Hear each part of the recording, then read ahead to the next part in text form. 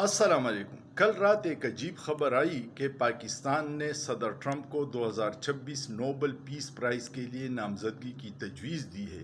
میرے لیے یہ حیرت انگیز اس لیے ہے کہ اسرائیل نے غزہ میں 55-60 ہزار فلسطینیوں کو شہید کیا۔ اسرائیل کی حمایت کون کر رہا ہے؟ صدر ٹرمپ۔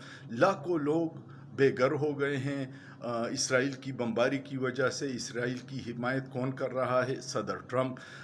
70% انفراسٹرکچر تباہ ہو گیا اسرائیل کے حملوں کی وجہ سے۔ اسرائیل کی حمایت کون کر رہا ہے؟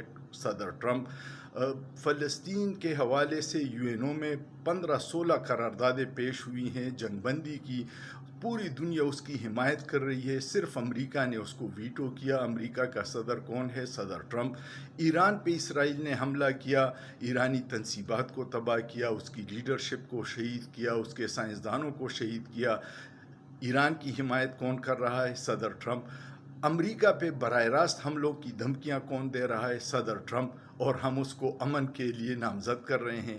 یہ منافقت، خوشامدی اور غلامی کی ایک بدترین مثال ہے۔